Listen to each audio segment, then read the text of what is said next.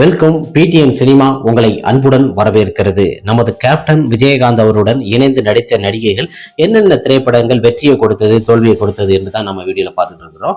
இப்போ இந்த வீடியோல பார்க்க போறது நடிகை ரேவதி கேப்டன் விஜயகாந்துடன் இணைந்து நடித்த திரைப்படங்கள் மொத்தம் எத்தனை திரைப்படங்கள், அந்த திரைப்படங்கள் வெற்றியை கொடுத்ததா தோல்வியை கொடுத்ததா என்றுதான் இந்த வீடியோல நம்ம பார்க்க போறோம். கேப்டன் விஜயகாந்த் அவருடன் ரேவதி அவர்கள் குறிப்பாக ஒரு 5-6 படங்கள்ல நடிச்சிருக்கிறாங்க. அது என்னென்ன திரைப்படங்கள் வெற்றியை கொடுத்தது, தோல்வியை கொடுத்தது என்று பார்க்கலாம். முதல் திரைப்படமாக 1984ஆம் ஆண்டு வைதேகி காத்திருந்த நாள். இந்த திரைப்படத்தின் இயக்குனர் ஆர் சுந்தரராஜன். இந்த திரைப்படத்திற்கு இசையமைத்தவர் இசையாணி இளையராஜா. கேப்டன் விஜயகாந்த், ரேவதி மற்றும் ராதாரவி போன்ற பலர் இந்த திரைப்படத்தில் நடிச்சிருப்பாங்க. மிக அருமையான ஒரு திரைப்படம். இந்த திரைப்படத்தோட பாடல் எல்லாமே மிக அருமையாக சூப்பர் டூப்பர் ஒரு ஹிட் கொடுத்தது. இந்த திரைப்படம் மதுரை திரையரங்களை பார்த்தீங்கன்னா 200 நாள் திரையரங்களை ஓடி வைதேகி காத்திருந்தால் மிக அருமையாக வெள்ளி விழா கொண்டாடிய மிக சிறந்த ஒரு திரைப்படம். பாக்ஸ் ஆஃப் வசூலும் அதிகம் கொடுத்தது. 1984 கேப்டன் விஜயகாந்த் அவர்களுக்கு மிகப்பெரிய ஒரு பிளாக் பாஸ்டர் ஹிட் கொடுத்து மிகப்பெரிய ஒரு உச்சத்தில் கொண்டு போன ஒரு திரைப்படம் தான். இந்த திரைப்படத்துல தான் ரேவதி கேப்டன் விஜயகாந்த் அவர்கள் முதலில் இணைந்து நடிச்சிருக்கிறாங்க. இந்த முதல்ல இணைந்து நடிச்ச திரைப்படம் மிகப்பெரிய ஒரு டாப்ல மிகப்பெரிய ஒரு ஹிட் கொடுத்தது வைதேகி காத்திருந்தால். வைதேகி காத்திருந்தால் என்பதை விட இந்த திரைப்படத்துல கேப்டன் விஜயகாந்த் அவர்கள் ஒரு கேரக்டருக்கும் ஏற்றார் போல மிக அருமையாக நடிச்சிருப்பாரு.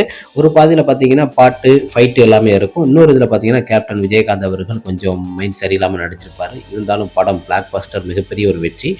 அடுத்த திரைப்படமாக சத்திரியன் 1990ஆம் ஆண்டு கே சுபாஷ் இயக்கத்தில் வெளிவந்த இந்த திரைப்படத்தில் கேப்டன் விஜயகாந்த், பானுபிரியா, ரேவதி மற்றும் பலர் இந்த திரைப்படத்தில் நடிச்சிருப்பாங்க. திலகன்.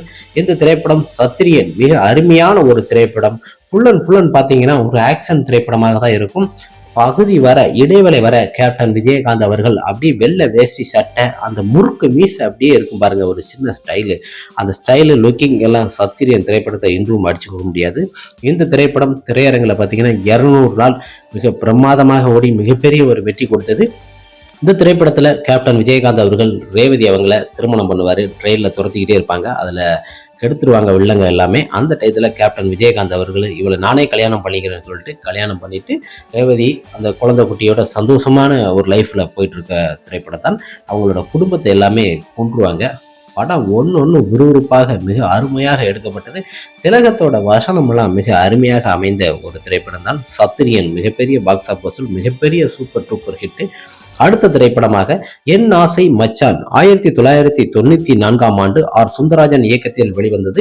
இந்த திரைப்படத்திற்கு இசையமைத்தவர் தேவா. இந்த திரைப்படத்தில் கேப்டன் விஜயகாந்த், முரளி, ரேவதி மற்றும் பலர் இந்த திரைப்படத்தில் நடிச்சிருப்பாங்க. மிக அருமையான ஒரு கதை.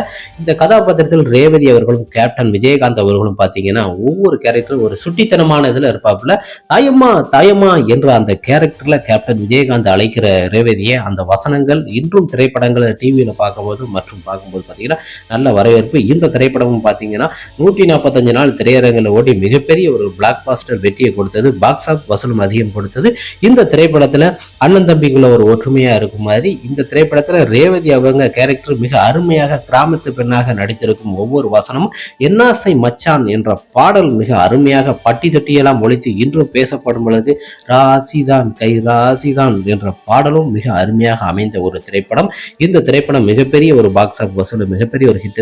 ரேவதி அவங்க மிக அருமையாக நடித்த திரைப்படங்களே இந்த திரைப்படத்துல கேப்டன் விஜயகாந்த் அவர்களுக்கு சோடியாக மிக அருமையாக இருக்கும். இந்த திரைப்படமும் என்னாசை மச்சான் மிகப்பெரிய ஒரு வெற்றி.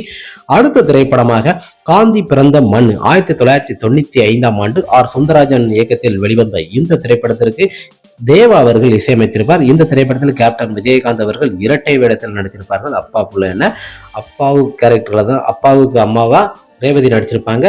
பிள்ளைக்கு தான் ரெவலையை நடிச்சிருப்பாங்க. மொத்தம் பார்த்தீங்கன்னா இந்த திரைப்படத்தோட கதைகள் மிக அருமையாக அமைந்த ஒரு திரைப்படம் தான் காந்தி பிறந்த மண். இந்தியன் என்று சொல்லடா என்ற ஒரு பாடல் பிளாஷ்பேக் வரும்போது பார்த்தீங்கன்னா கேப்டன் விஜயகாந்த் அவர்களை மரத்தில் கட்டி வச்சு மனசுள்ளே எல்லாருமே எரிச்சிருவாங்க.